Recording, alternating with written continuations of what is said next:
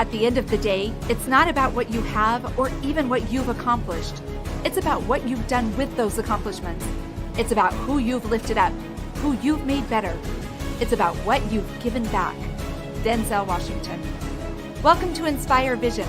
Our sole purpose is to elevate the lives of others and to inspire you to do the same. Adrian, welcome to the show. Good morning, Dr. Doug. How are you? Lovely. It's very early here, probably afternoon your time. I was going to say good afternoon. I know how that goes. So you're in Australia. I'm in Sydney. I'm in the Blue Mountains, which is just west of Sydney. I live on a lovely 10-acre garden, which I have built from scratch. It was a bare paddock when I started, and it's now the most glorious botanical garden. So that's one of my life passions. I like to say I've spent my life growing plants and people. Okay, so tell the audience your history. I mean, there's always a story. There's always a background story on that journey to where you are today. So I'd love for you to share with the audience. I'll try and put that in the context of your show, which is, the relationship between business and personal development. And Yes. also, I love your sayings about, to inspire. So I've pretty much dedicated my life to trying to be an inspiration to people. When I started very early on in life, I realized that it was easy to be a capitalist and it was easy to be a mystic. But to be a capitalistic mystic or a mystical capitalist was the challenge that I set myself for two reasons. Number one, that I believe that the whole of life is spiritual. We can't break it up into, spirit and matter. And so I wanted to create a spirituality that was very pragmatic and practical. And I also wanted to build businesses that were based on spiritual principles. So that's pretty much what I've done in my life. I love to say I've never been an employee in my life. I've been self-employed from probably about the age of 10. And I've owned many businesses over the years, everything from being a one-man band to my final corporate business was a very large Australian national firm with 185 employees and 11 offices. So I've straddled the full spectrum, but always tried to be an employer of choice and to build teams based in harmony, working together and on sound spiritual principles. Well, and that is so important. And one of the things I have found as I worked with my clients for a little while when I was doing the business consulting was to let them know that, the principles that we're going to talk about here in business are going to apply to your life. And ultimately, what you're doing in your life is going to affect your business. And so, I'm looking forward really to talking today about life, individuals, and what's going on. And you've written some books. You have a very focused agenda. I'd love for you to share with the audience that agenda, just as a background for what we're going to talk about. Let me just pick up on that point you just made, because I think it could lead us into it. I believe that your business is your life, and your life is your business. And I think the beauty of people who are entrepreneurs and to be an entrepreneur, you don't necessarily have to, own a corporation. You could be a tradesperson, you can be an artist. But when you learn to approach your life as a business with the same principles, especially holistic principles, it's completely different. Because I think for me, my basic focus or message, as you like to call it, is that you do create your own reality, but there's no, in our whole education system, there's never been a course called Life 101. If you think of, we can go through the whole first 20 years of our lives being educated, but nobody ever sits down and says, okay, this is how life works. These are the basic principles. Now, of course, some people are brought up in different religions or paradigm belief systems. But I'm talking, so what I set myself out to do was to really understand, how does life work? What are the fundamental principles that make life work so that you can experience success by your intention, by working with it?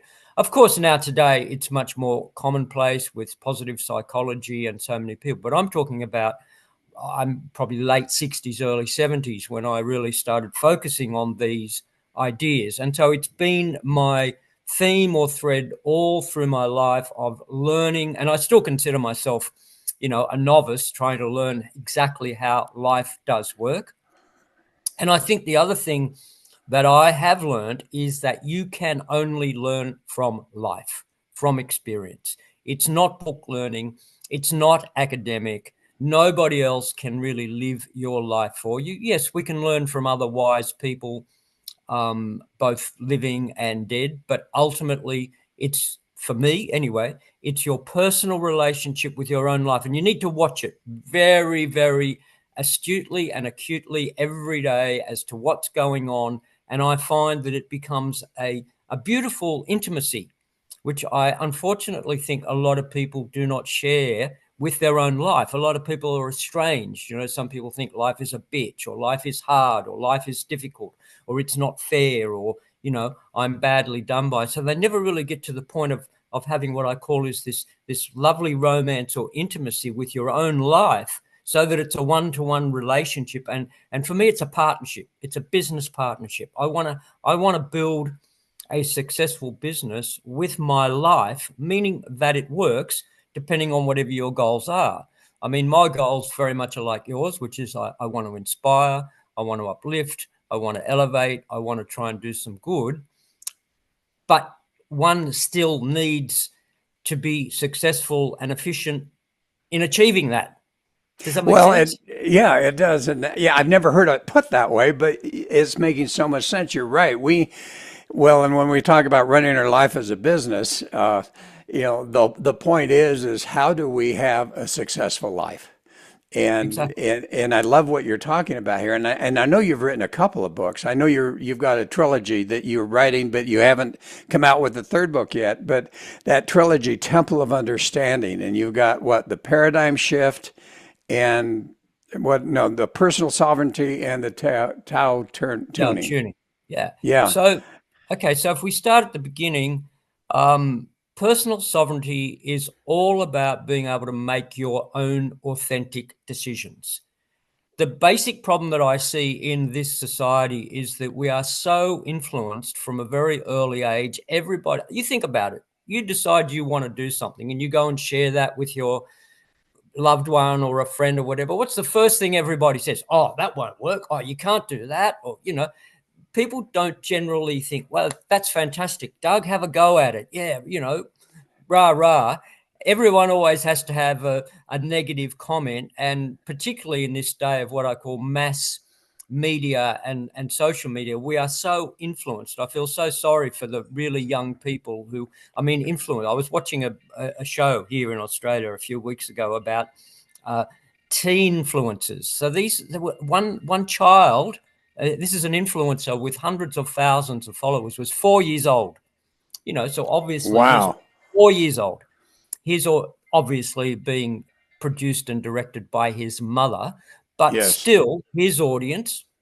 So from this very early age now, people are being shepherded into this clone mentality. So personal sovereignty is all about being able to be unique, authentic, honoring yourself, and being able to make authentic decisions.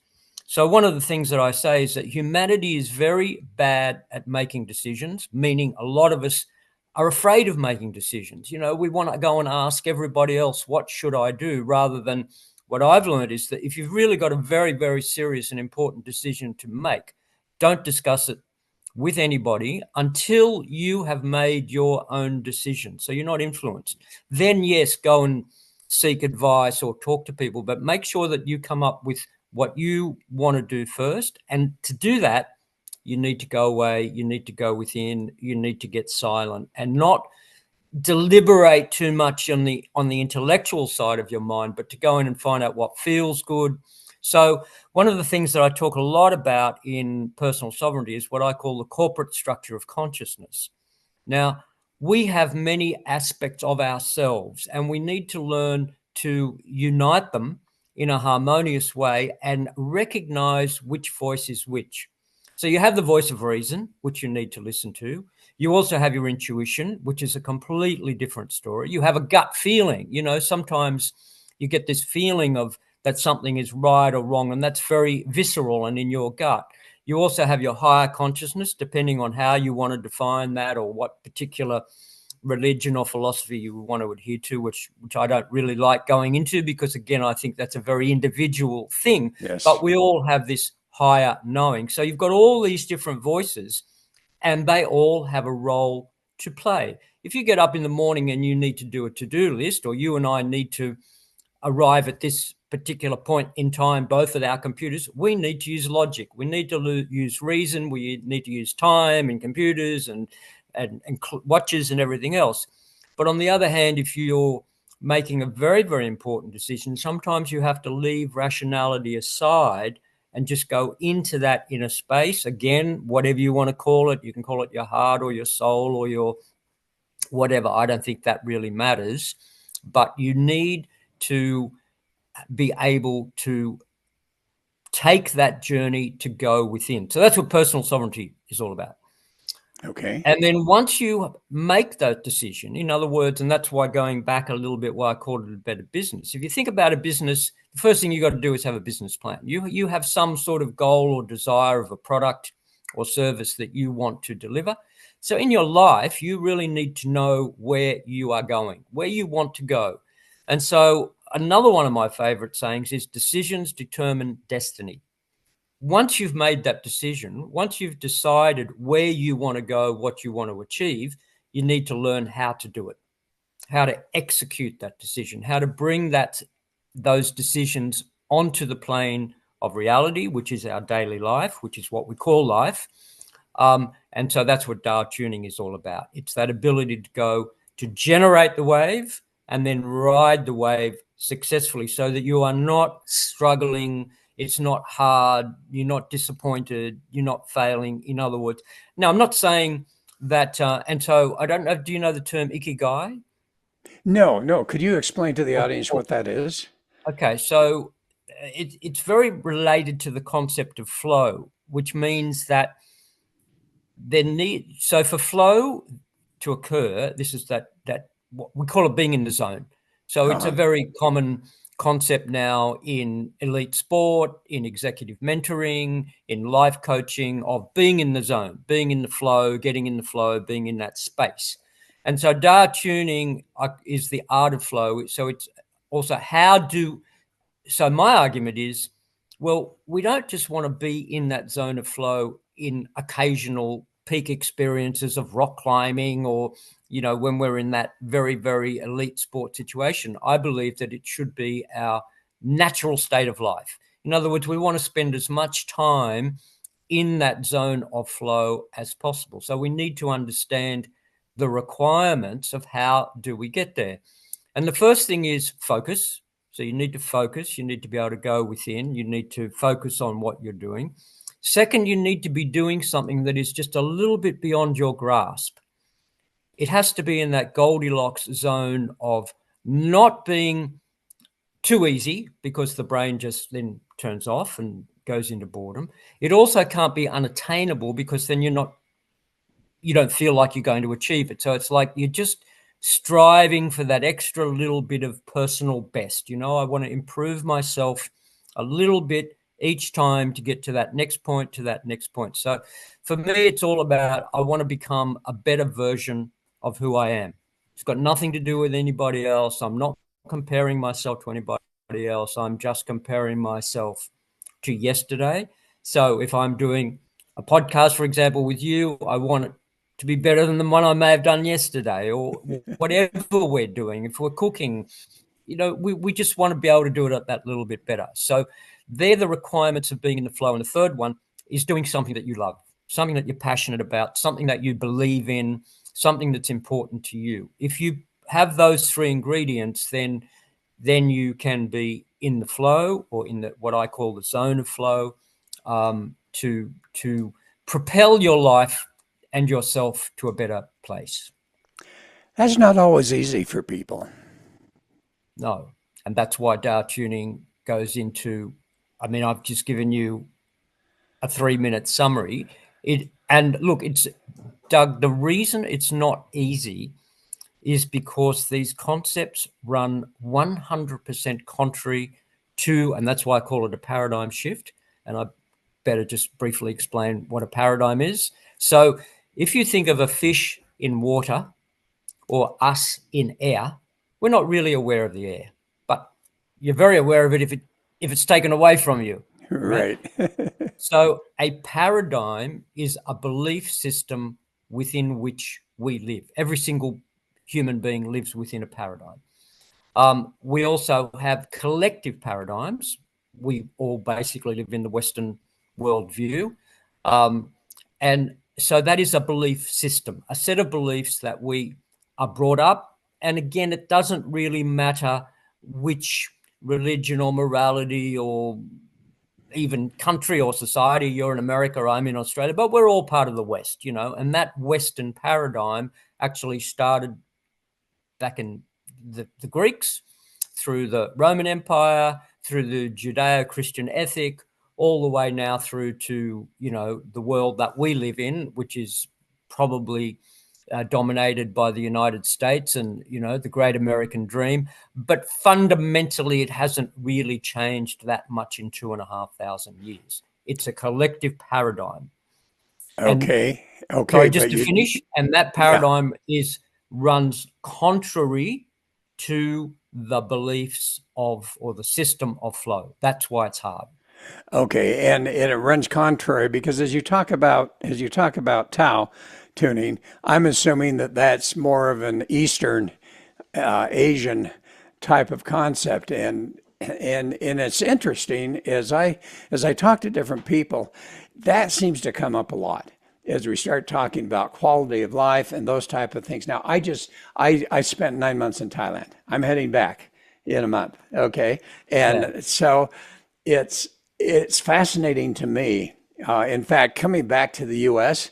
has been really uncomfortable just because of the attitude and as you say, the paradigm of thought process and so forth. That's what I'm talking about. If you're in Asia, they have a totally different worldview. It's a much more gentle, flowing, gracious, whereas Western, we're much more rah-rah, got to do this, we're very, but let me just digress for a minute and go back to that point you made, that it's, so basically what I do in Tao tuning is to show not only is it an ancient Eastern concept, the Tao, but nuclear physics, all from Einstein to, all of the nuclear physicists arrive at that same conclusion.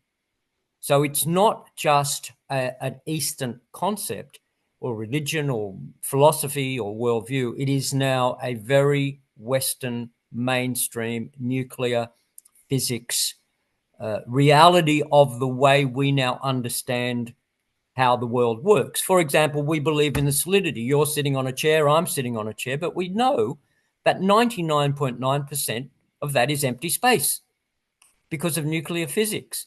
We also know that, going back to what I was talking about with the Greeks, is that they wanted to find the atom, this indivisible particle that was the building block of matter, that everything, there had to be this atom. Again, nuclear physics has proven that there is no atom, that there are actually probability waves, of particles and waves and photons. So it's a very, very different reality. The third thing that nuclear physics has proven is, and this is why they have double-blind experiments, is that the attitude of the scientist will influence the outcome of the experiment, meaning that there is this connectedness between the observer and the observed. Now, as you say, all of these things are ancient Eastern philosophies and beliefs. Now, they haven't infiltrated Western paradigm, but they are cutting edge Western science. And that is my point in Tao tuning, is that we need to adapt our philosophy, we need to adapt our religion, we need to adapt our cosmology to what we're discovering in science, not to what the Bible said 5,000 years ago or a religion that's outdated, because it is no longer appropriate to what we know. The mere fact that you and I can sit here and talk from Australia to America is due to the fact that we have discovered electromagnetic energy. We now know how to use it via the internet, via our smartphones, via everything that we do. Fossil fuels, cars, solar energy. We learned these things and our lives have 100% radically changed in the last, 50 years. But our ideology, the way we live, what we believe in, hasn't kept pace with that technological and scientific discovery. What has brought this about? I mean, it's fascinating that I look at present time here in America, okay, and everything that's going on, and I look a number of years ago where that wasn't even a part of our society, and I don't know what you're experiencing over there in Australia, may or may not be similar, but what brought this about? What brought about the changes where we went from kindness and love and concern to fighting and anger and all of this stuff that's going on? Well, that is the question. And as I said, I have devoted my life to understanding why and how this came about. And I guess I was a little prophetic and early in seeing that this was happening, and that you talk about the Temple of Understanding, which is the name of the trilogy. And that's why I call it the Temple of Understanding, because what my argument is that we live within a gross misunderstanding. We have it. So who we are as human beings is not who we have been brought up to believe we are. We are fundamentally completely different. And that is why we need to go back to what I call the atomistic paradigm, because the atom was an indivisible particle of matter. Human beings in the Western paradigm live as we are completely separate. I am separate from you, and it's a zero-sum game. So if I'm going to win, you've got to lose. There's not enough. There's a scarcity of resources. I've got to take from you. So it's a very selfish world because of this belief in separation, because of this belief that we are. Do you know that the number one pandemic, this has been declared officially by WHO, the number one pandemic in the Western world is loneliness and depression? Now, we live in the most affluent society that has ever existed. We are the most interconnected society that has ever existed. And yet this is a pandemic throughout the Western world where people feel lonely, alone, isolated, alienated. If you look at all of the problems, I mean, let's look at America for a minute, but as you say, it's pretty much the same everywhere. Yeah. But all of these are merely symptoms of neurosis. What motivates a person to go out and just kill randomly? What motivates a person to, be a terrorist? What motivates, at the opposite end of the spectrum, bankers and Wall Street people to, do these incredible things? What motivates people to want to try and control and dominate a whole population like what's going on right now in America? I mean, it is purely this neurotic need for what I say, more is never enough. I mean, you hear about these billionaires, I'm not going to mention any names, who get upset because, they've already got a couple of $100 billion, but they lose one or two and they get very upset. I mean, so my saying is more is never enough. If you need more money, it'll never be enough. If you need more approval. And so if you look at, for example, the celebrity world, how many celebrities who experience incredible success commit suicide or on drugs, substance abuse, sexual abuse, whatever. So if you are addicted to any of those things, which can be fame, can be fortune, can be money, can be power, whatever it is, it doesn't really matter. More is never going to be enough, because like any drug, the more you have, the more you're going to need for your next fix. So the reason to answer your question, that it is all falling apart is because the paradigm is wrong. And that's why I'm calling it, it's a misunderstanding of who we are as human beings, which really, we are one family. We are one species. We are all connected, and we need to be connected to the earth. We need to be connected to nature. We need to be connected to animals and understand that all life is sacred. Every life form is sacred. So it's not only that this atomistic sense of separation separates us from each other, but it also separates us from our lives, as we were talking about before. So most people don't have a holistic relationship with their own life. They don't have a holistic relationship with life in general, meaning the planet, Earth, the species of humanity. They don't have a relationship with Gaia, the Earth. They don't have so we're not integrated. We're not connected. We don't seem to have that ability to embrace. You know what? And I'm not talking about a physical embrace. I'm talking about as you said before, we've lost that ability to be kind.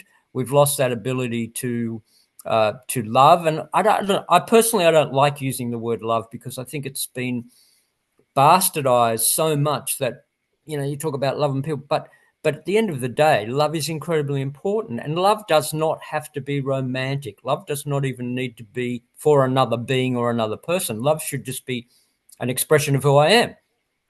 Going back to what we were talking about at the very beginning, we need to love our work. We need to love our business. We need to love getting up in the morning and what are we going to do? I need to love talking to you. You need to love talking to me. You know what I mean? It's that you've got to have that fire and passion and enjoyment. And I think maybe that's what's happened, that maybe a lot of people have lost that sense of purpose, that sense of meaning, that sense of fulfillment.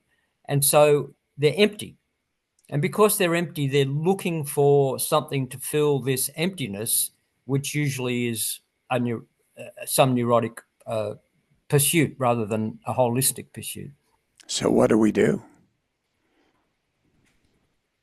I mean, you've done very well in explaining what the problem is and so on and so forth. But the question is, what do we do to turn this whole thing around? Well, I say exactly that. Just turn around. Just turn around, because we are so much on this treadmill. And now I am going back to what you were talking about before time, where we're really talking about the Western paradigm here. We are so much on this treadmill of go, go, go, go, go, that we just don't have time. I mean, it's that old saying, stop and smell the roses. And I was writing quite recently something about this, and I said, look, just the answer to this question, the question was, in very simple, easy terms, what's the one thing people can do? And my answer was turn around, literally turn around. So I'm saying, stop and enjoy that morning coffee.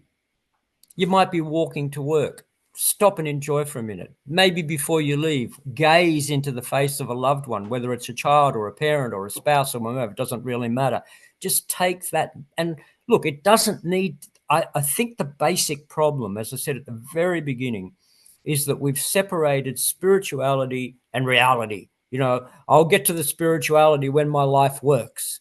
I'll worry about all of that stuff when, no, you've got to do it the other way around, So it's like, if you don't have time to just enjoy your life.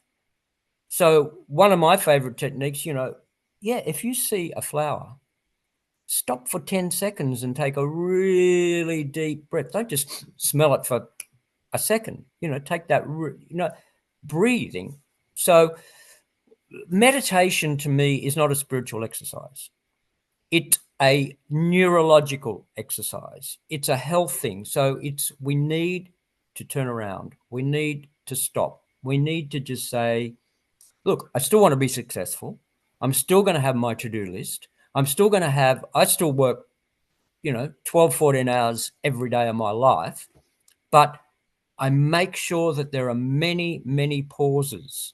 I make sure that I consciously, many times a day, go, what am I doing? Okay, I'm talking. So I'm going to focus on that. Or I need to just sit. And when I say just sit, look, I'll give you what I think what is the easiest and most essential exercise. And that is to just sit and look at something. Now, right now, I'm looking not at you, I'm looking out at, because it's just dawn. So I just focus on a tree. As I said before, I live in the most beautiful garden that I have created. And I will do this every dawn, every dusk, is what I call a mindfulness walk. So I'm not going out there to look at all the things I've got to do. I don't let myself do that. I'm not going to get upset about all the things that, are wrong. I am just going to enjoy that moment, and I'm going to stop and look at and focus at a flower or focus at a tree or focus on a branch and really just stop and focus. Now, we don't need, going back to meditation, you don't need to do that for half an hour. You don't need to sit with your legs crossed. You don't need to chant. You don't need to pray. You don't need to do any of that. But you do need to just. I'm going to stop you. I'm going to stop you. You just froze. So would you repeat what you were saying? Because you just froze for just a couple of seconds. Okay, so you need to be able to stop and just focus with your vision and just to absorb, to take in that moment. So I think to probably answer your question in a nutshell is be here now, what I call being now. So get off the treadmill, get off the time trajectory of I'm going somewhere, I've got people to go, places to meet, all that stuff, and I just need to practice the discipline of being now. What is happening right now in my life? What is in front of me? Watch it, focus on it, observe it, and be present. Okay, so I'm getting the impression that you're not real favorable towards meditation. I happen to be very, very favorable about meditation. Oh, no, I some of those meditate other every day. processes. Oh, No, okay. So could I you meditate explain what you every were day. meaning? Okay, so explain a little bit I'm more about what saying you were that saying. Okay, no, I think meditation that's absolutely essential. I'm not against meditation. What I'm saying is that people don't. I want people to see meditation as essential as breathing.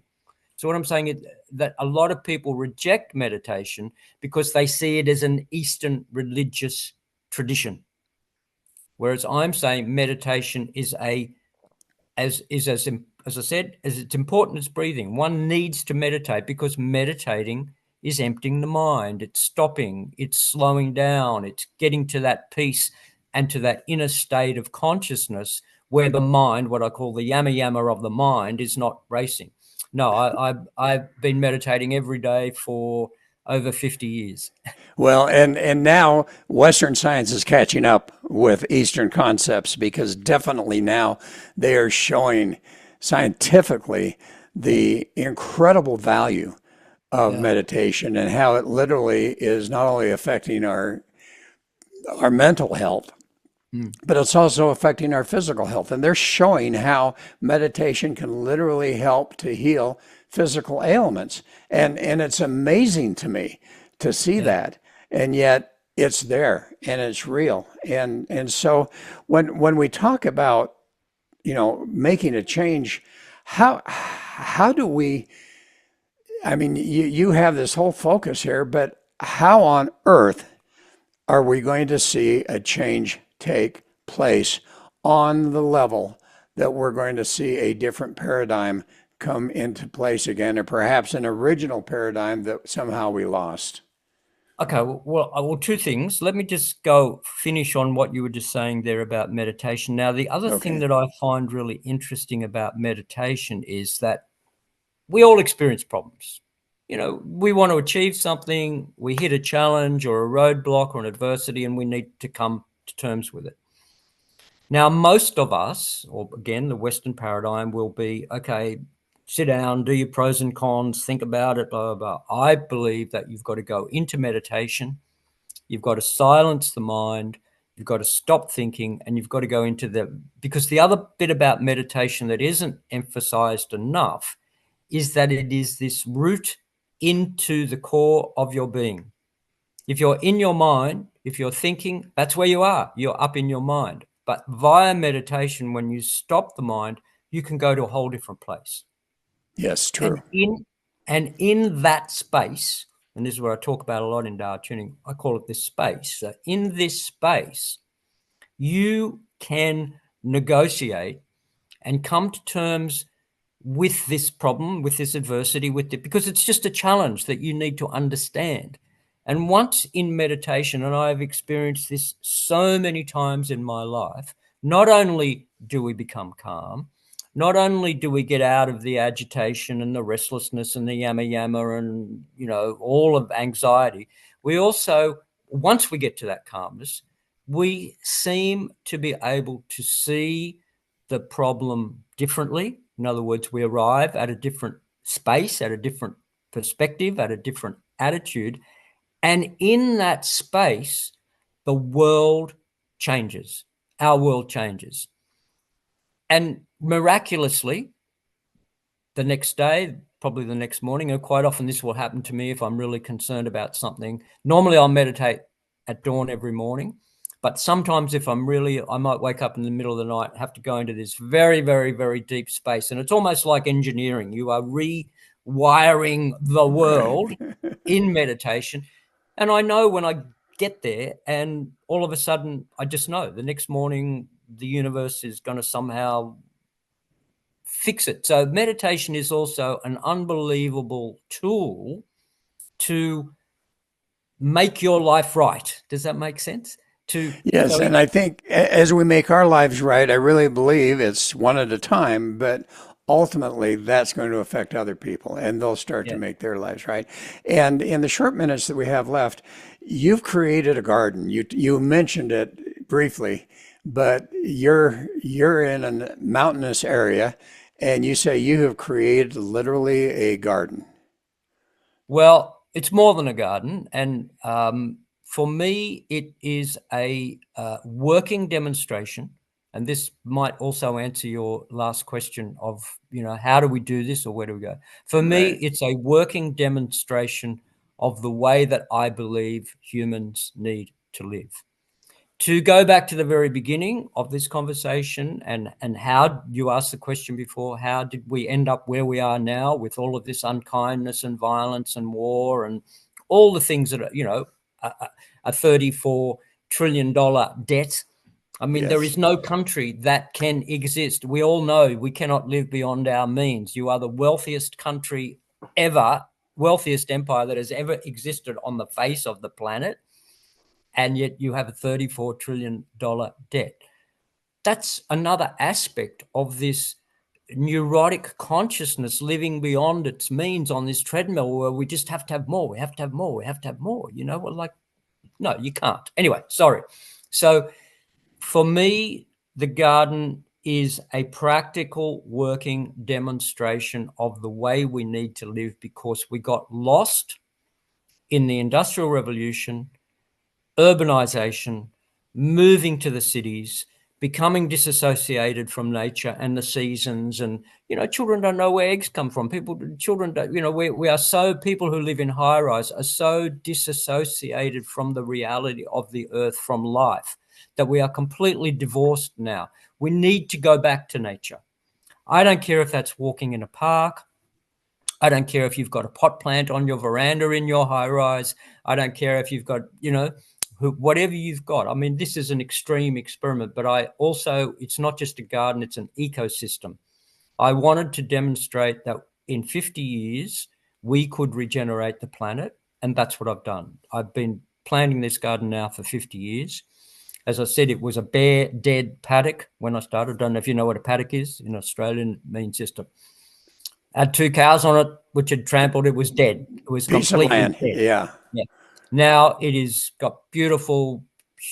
So it's not just a garden; it's an ecosystem, and I personally feel very, very connected to it. So I now understand that Aboriginal, which is not just Australian Aborigines, all of the ethnic cultures that we exterminated had this sense of belonging to the land, of a sense of peace with the land, a sense of connection with the land. And so they didn't pollute.